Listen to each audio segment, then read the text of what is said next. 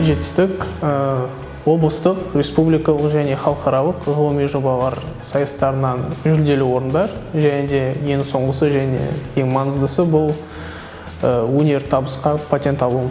Қазір Назарбаев университетінде инженерлік мамандыққа оқып жатырмын. Кураторды, тамақты және де достарымды, мұғалімдерді сағынамын. Айту қиын, бірақ та физиктар.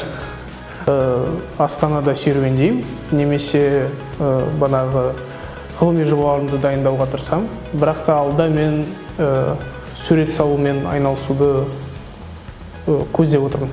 Бірақ соңғы оқыған кітабым Никколо Макиавеллидің кітабы, және де сол кісінің өміріне, оның ақылына және